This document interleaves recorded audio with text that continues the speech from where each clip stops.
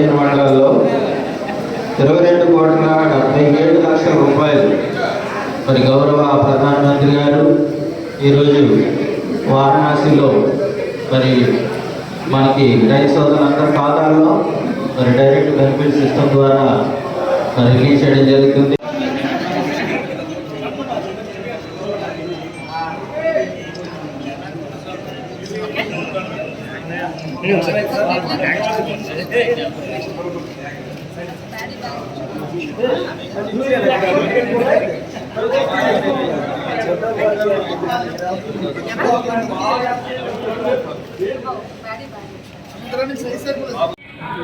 ఈరోజు PM Kisan programme మీరంతా టీవీలో చూస్తున్నారు. ప్రధానమంత్రి గారు రైతులకి కొంత ఆర్థిక సహాయం చేయాలన్న ఉద్దేశంతో 3 విడతలుగా ఒక్కొక్క విడత 2,000 రూపాయల లెక్క 6,000 రూపాయలు రైతులకి ఇవ్వడం జరుగుతుంది. అలాగే మీ అందరికీ తెలుసు, ముఖ్యమంత్రి గారు కూడా ప్రతి రైతుకి 20,000 రూపాయలు ఇవ్వడం కూడా అతి త్వరలో అది కూడా జరుగుతుంది. ముఖ్యంగా మన ఏరియాలో ఉన్నటువంటి రైతులకి విత్తనాలు పంపిణీ కూడా చేసాం. అలాగే వాళ్ళకి అవసరమైనటువంటి ఎరువులు కూడా రెడీగా ఉన్నాయి. విత్తనాలు ఎరువులు సకాలంలో ఇస్తే వాళ్ళ పంటలు పండించుకున్న తర్వాత ఇంతకు పూర్వం ఏ విధంగా అయితే కొనుగోలు కేంద్రాలు ఏర్పాటు చేసి పంటలు తీసుకొని వారం రోజుల్లోనే రైతుల డబ్బుల్లో ఖాతాల్లో డబ్బులు పడేవో అదే విధంగా మళ్ళీ జరుగుతుందని రైతులకి ఇది శుభవార్తగా నేను మీ అందరికీ ద్వారా తెలియజేస్తున్నాను. ఎందుకంటే పండించిన పంటని రైతు ఏం చేయాలనే బాధపడకుండా, అలాగే ఈ రైతులకు కావలసినటువంటి నీళ్లు, ముఖ్యంగా ఆ నీళ్ళను కూడా అతి త్వరలో అందరికి కూడా టైలెంట్ ద్వారా నీళ్ళు అందే విధంగా ముందుగా ఏంటంటే చాలా వరకు ఒక 2 ఏళ్ళు 3 ఏళ్ళ నుంచి కొన్ని దగ్గరలో అయితే సిల్ట్ కూడా క్లియర్ చేయలేదు, జంగులు క్లియర్ చేయలేదు. అట్లాంటివి కూడా ఇంజనీర్ అధికారులతో మాట్లాడడం జరిగింది. వాళ్ళు క్లియర్ చేస్తామని కూడా చెప్పారు. చేసిన తర్వాత 4-5 రోజుల్లోనే ఎవరెవరికి ఎప్పుడు ఏ మండలంకి ఎప్పుడు అవసరం అనుకుంటే ఖచ్చితంగా నీరు కూడా విడుదల చేయడం జరుగుతుంది.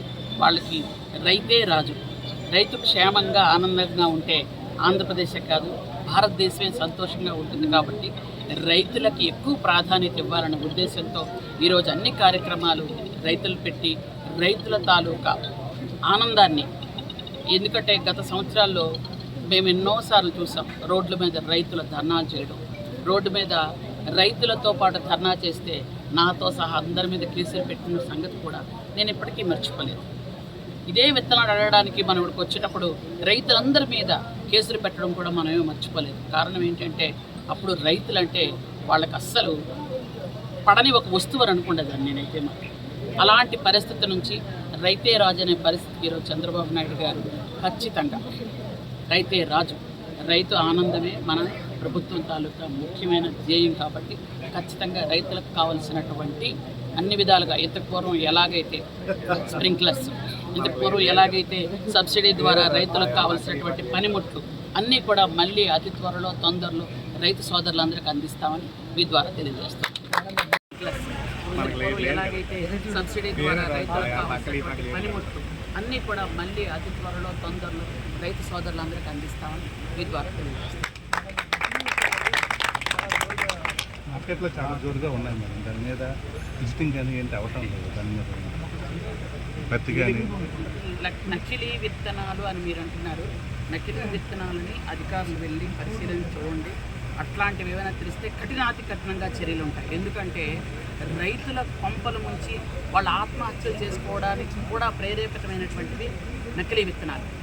6 కాలం పంట పండించి 24 గంటలు పాపం రైతు పొలంలోనే ఎంతో కష్టపడిన తర్వాత పంట రాకపోతే ఆ రైతు ఎంత బాధపడతాడో ఒక రైతు బిడ్డగా నాకు తెలుసు. కాబట్టి అలాంటి విషయాలకైతే మాత్రం అధికారులు వెళ్ళి చూడండి.